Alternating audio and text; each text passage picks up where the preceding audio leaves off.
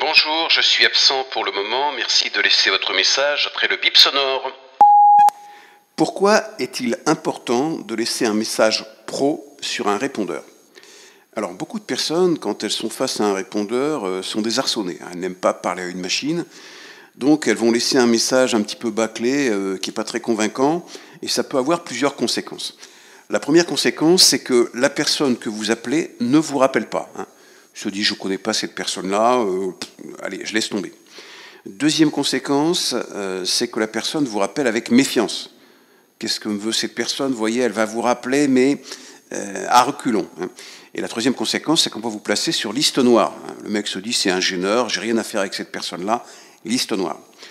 Donc il est important, notamment dans le cadre professionnel, et en particulier qu'on appelle des gens qu'on ne connaît pas, de laisser des messages qui soient clairs, synthétiques, convaincants. Donc dans cet audio, vous allez voir trois choses. Premièrement, le message bidon par excellence. Le message qui n'incite pas les gens à vous rappeler. Par exemple, un recruteur. Un recruteur reçoit des tonnes de messages. Si votre message est bidon, d'une part, il ne comprend rien, et d'autre part, il se dit « cette personne ne sait pas communiquer, j'en veux pas dans mon équipe ». C'est aussi un test, en quelque sorte, notamment quand vous appelez un recruteur. Donc, on va voir le message bidon. Deuxièmement, je vous donnerai 5 règles d'or pour avoir des messages qui portent et qui font que les gens vous rappellent. Et troisièmement, je vous donnerai des exemples dans différents cadres, le recrutement, vous appelez un spécialiste pour travailler avec lui, ce genre de choses. Alors, premier point, le message bidon. Alors, le message bidon, souvent c'est un message assez court, c'est la personne qui vous dit un truc du style.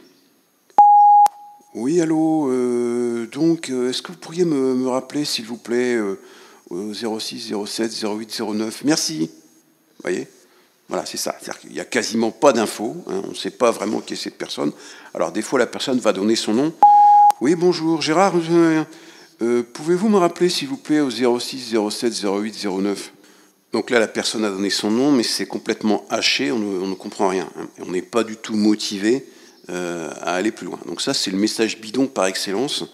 On ne sait pas vraiment qui parle, on ne sait pas pourquoi, on ne sait pas ce que la personne demande, et on se dit, c'est un gêneur, je vais perdre mon temps. Alors maintenant, passons aux 5 règles d'or. La première règle d'or, c'est de parler lentement, c'est d'articuler. Peut-être que la communication est mauvaise, peut-être que le message va être un petit peu brouillé, vous voyez. Alors, on n'est pas en temps de guerre, c'est pas « oui, allô, papa, bravo, Charlie », etc. Mais il faut parler lentement. Bonjour, je suis Paul Maréchal, vous voyez le truc? Il faut parler lentement, ça c'est la première règle d'or. Deuxièmement, alors même si, par exemple, votre numéro de téléphone va s'afficher sur la messagerie de votre correspondant, il est bon de répéter son numéro de téléphone 2 fois et de le répéter lentement. Pourquoi? Parce que, bon, peut-être que la personne, elle est, je sais pas, elle est occupée, elle n'a pas le temps de voir sur son téléphone quel numéro appeler, ou elle ne sait pas trop comment s'en servir. Répétez votre téléphone 2 fois. Troisième règle d'or, donnez l'objet de votre appel. Vous appelez pourquoi? Pour un rendez-vous, pour une précision, pour apporter des informations. Vous voyez, vous appelez pourquoi? Ça, c'est la troisième règle d'or. Quatrième règle d'or, l'idée c'est de motiver la personne à vous rappeler. Il faut le motiver, il faut que la personne voit son intérêt. Souvent, les gens qui laissent des messages, ils pensent à eux. Voilà, moi, ce que je veux. Mais quel est l'intérêt de la personne à vous rappeler? Et en particulier, quand vous appelez des professionnels, par exemple, quand vous appelez un coach sportif, si vous lui dites, par exemple, j'aimerais en savoir plus sur ce que vous proposez, bon, oui, d'accord. Par contre, si vous dites, bon, j'ai décidé de me faire coacher par vous, il vous rappellera plus vite. Parce qu'un coach sportif, par exemple, reçoit des tas de messages qui sont des messages un petit peu bidons. Oui, alors, voilà, quel conseil me donneriez-vous, etc. De gens qui ne sont pas vraiment acheteurs.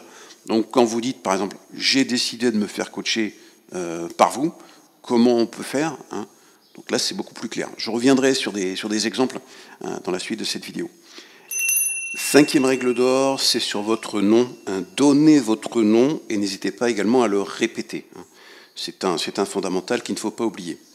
Alors, passons maintenant aux exemples, aux illustrations. Donc, premier cas, vous laissez un message sur le répondeur d'un recruteur ou d'un cabinet de recrutement. Bonjour, je suis Paul Maréchal, Donc je souhaite postuler pour l'emploi de commercial sédentaire, hein, donc la référence de l'annonce 642, donc parue sur LinkedIn. Il se trouve que je parle l'anglais et l'allemand et que j'ai déjà une expérience dans la vente de produits techniques à l'export, en particulier des pompes haute pression. Donc je serai heureux de vous rencontrer. Donc Paul Maréchal, 06 07 08 09, Paul Maréchal, 06 07 08 09. Donc là, vous voyez le principe, hein.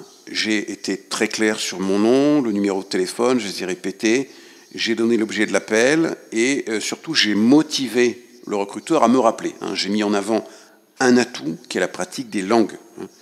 L'idée, c'est que le gars se dise, bah, tiens, ça c'est quelqu'un à rappeler en priorité, hein. Voilà, donc ça c'est par exemple si on appelle un recruteur. Bon, imaginons maintenant que, autre situation, vous appelez quelqu'un pour l'embaucher, hein. Donc par exemple, vous appelez un coach sportif, hein, j'en parlais un petit peu avant dans l'audio. Oui, bonjour monsieur, je suis Paul Maréchal. Voilà, j'ai la cinquantaine, j'ai pris du ventre, j'ai un peu moins d'énergie. Donc j'ai vu vos vidéos YouTube et j'ai décidé de faire appel à vous en tant que coach pour me remettre en forme. J'habite sur Paris. Donc j'aimerais pouvoir discuter avec vous de comment ça se passe, comment on s'organise. Donc Paul Maréchal, 06 07 08 09, Paul Maréchal, 06 07 08 09. Donc voilà, pour les conseils et les illustrations, surtout motiver les gens à vous rappeler, ça c'est très important. Vous pouvez aussi avoir un ton qui est, on va dire, peut-être un petit peu trop articulé, mais en même temps chaleureux, vous voyez, en y mettant de l'enthousiasme. Je suis Yves Gauthier, coach emploi, donc je forme aussi les gens notamment à réussir leur premier entretien téléphonique, hein, leur entretien de sélection, il y a beaucoup de choses à savoir. Pour plus de ressources, je vous invite à visiter mon site entretienembauche.tv. Merci, à bientôt et laissez de beaux messages sur les répondeurs.